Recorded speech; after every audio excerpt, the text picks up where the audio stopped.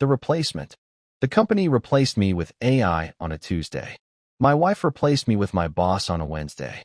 I know that sounds like the opening of a bad joke. Trust me, nobody is laughing. Least of all me. My name is James. I am 34 years old. And 6 months ago I had everything a man is supposed to have. A good job as a senior copywriter at a mid-sized marketing agency in Chicago. A beautiful wife named Megan who I had been with since college. A 2-bedroom apartment with exposed brick walls that we spent 3 weekends painting together. A cat named Hendrix who only liked Megan but tolerated me because I was the one who opened the cans. Then the email came. It was from our CEO, David Chun. Subject line, restructuring update, action required. I opened it during my lunch break, standing in the kitchen with a turkey sandwich in one hand and my phone in the other. The email was 4 paragraphs long, but the only sentence that mattered was the third one. Effective March 1st, the content creation department will transition to an AI-assisted model, and the following positions have been eliminated. My name was on the list, along with 11 other writers. 12 humans, replaced by a subscription to an AI platform that cost less per month than one of our salaries. The meeting that afternoon was brutal. David stood at the front of the conference room in his gray suit, the one he always wore when delivering bad news, and explained that the decision was about efficiency and staying competitive.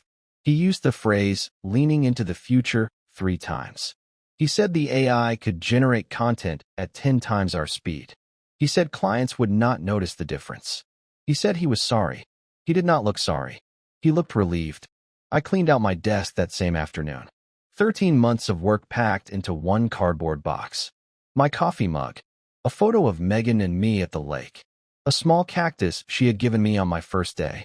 I carried the box to my car, sat in the parking garage for 20 minutes, and then drove home. Megan was sympathetic. She held me on the couch that night and said all the right things. You will find something better. This is their loss. We have savings. We will be fine.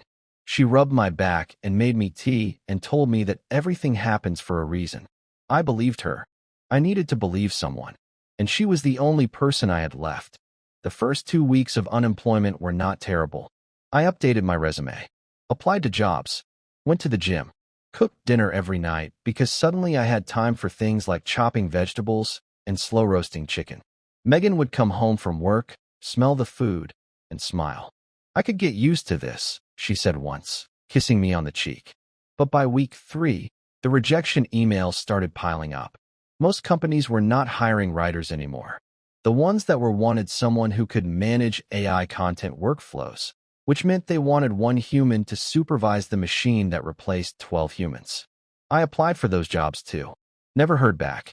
By week 6, I stopped going to the gym. By week 8, I stopped cooking.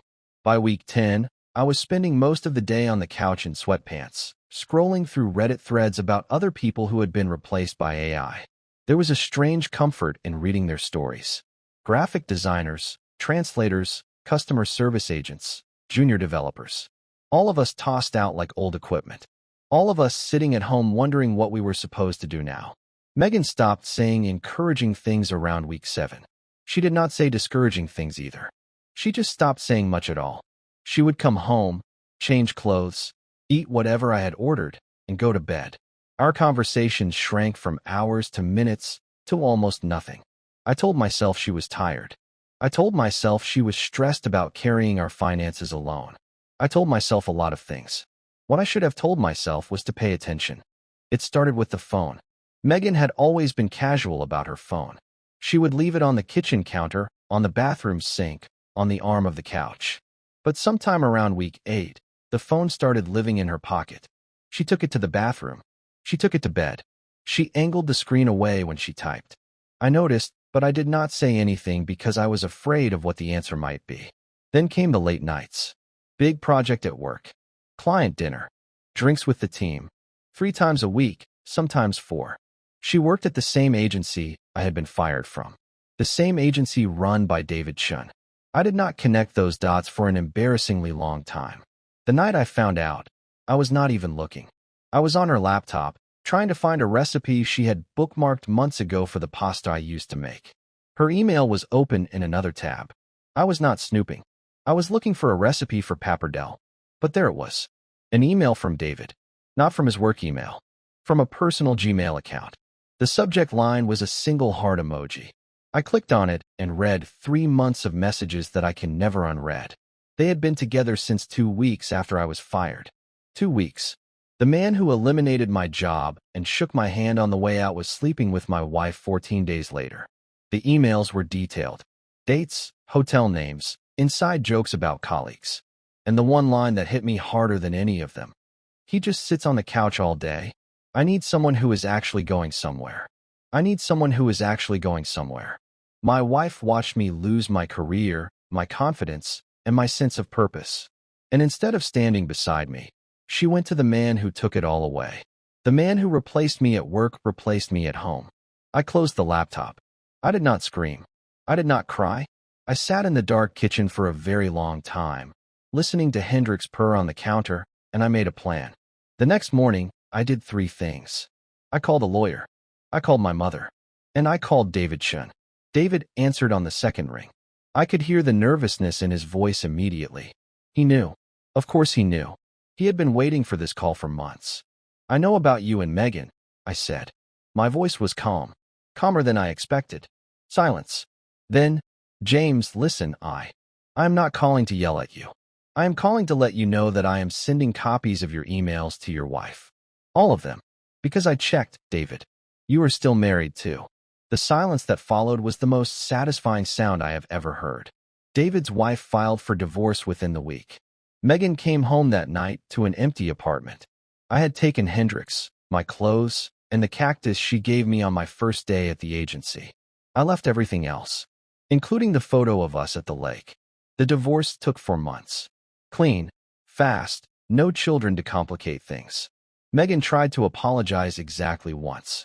She sent a long text message that started with, "You have to understand," and I stopped reading after those 5 words. I did not have to understand anything. I already understood perfectly. Here is the part of the story that nobody expects. 3 months after I was fired, the agency lost 2 of its biggest clients. The AI-generated content was technically correct, but completely soulless. Clients complained that the social media posts sounded robotic, that the email campaigns had no personality, that the blog articles read like they were assembled by a machine. Because they were. David had to hire writers again. Real humans. He posted the job listings on LinkedIn, and I saw them because the algorithm apparently thought I might be interested. The same positions. The same salaries. The same office where I used to sit by the window. He did not reach out to me. I would not have gone back anyway. I found a new job 2 weeks later. A smaller company. A creative director who actually reads what his team writes. A salary that is slightly less than what I used to make, but comes with something my old job never had. The feeling that I am not disposable. Megan and David did not last. I heard through mutual friends that it ended badly, the way things always end when they start with a lie. He went back to his wife. She did not take him back. Megan moved to another city. I do not know where, and I do not care. Hendrix sleeps on my pillow now. Turns out he likes me fine when I am the only option. I used to think AI took my job. It did. But looking back, it also did me a favor.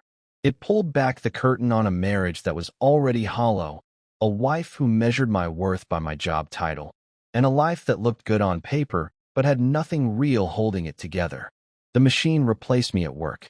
But no machine could replace what I lost at home. And no machine could have built what I am building now. Sometimes the thing that breaks your life is the same thing that saves it. You just do not see it until later.